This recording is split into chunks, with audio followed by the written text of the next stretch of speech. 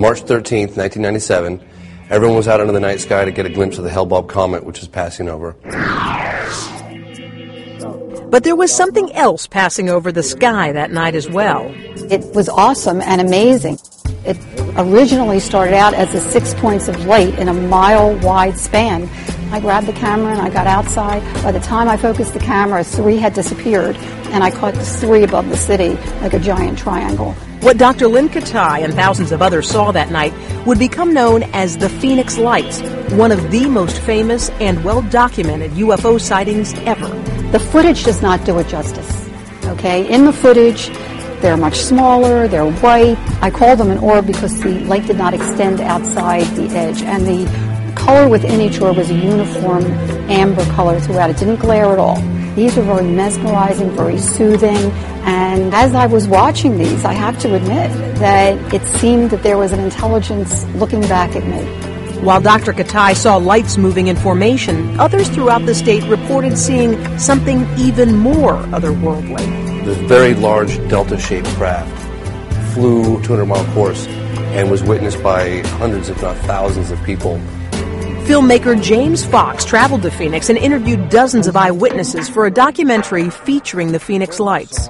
It passed right in front of us. 5 lights that were a V. You're not going to believe what I saw. And he was amazed by what he heard. We opened up a newspaper. You could not block out the objects that we saw.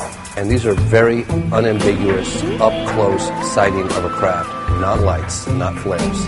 This is the craft that flew directly overhead people. One of the kids I talked to said he could have hit it with a rock, it was so low. Whoever did this wanted to be seen. And they were seen by Dr. Katai again and again and again, nearly a dozen times over the next decade. But is this the case of an alien craft that wanted to be seen, or yet another example of people wanting to see an alien craft?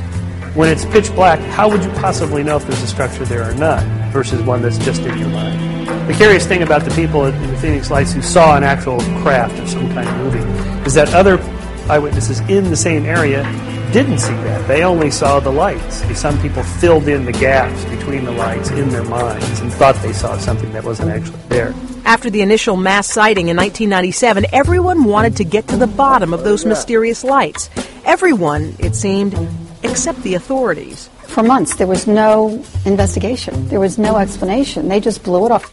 But then Governor Fife Symington announced he would launch an investigation, and at an unscheduled press conference claimed authorities had uncovered the source of the Phoenix Lights. The public waited with bated breath for the governor to reveal the evidence.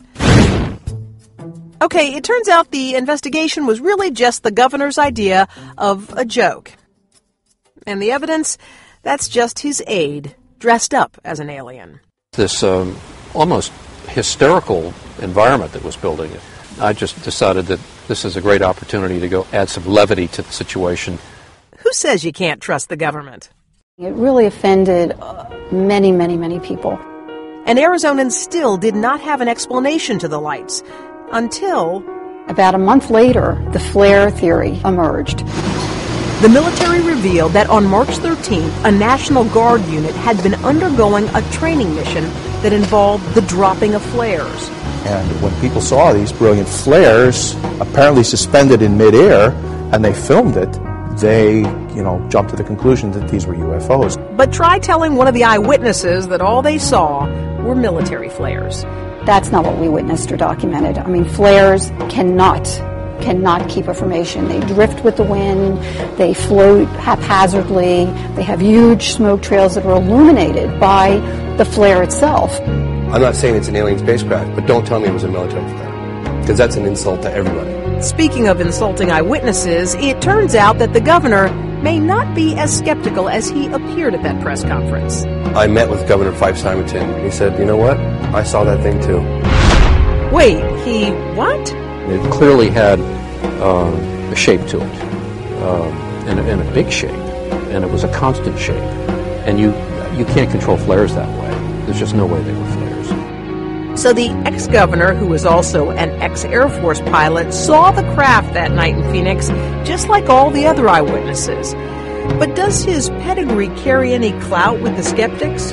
Fife Simonton is an interesting case. Obviously, he's a thoughtful, intelligent man and a responsible person and a pilot, so he knows what he's looking at. But that doesn't make him any better as an eyewitness than the average truck driver just standing there. He can be fooled no differently than anybody else. I think the fact that thousands of witnesses have come forward to date saying we saw this craft, I just don't think we can dismiss all that testimony. I saw these things up close and personal. And no one can say that I didn't see what I saw. It cannot be explained or denied.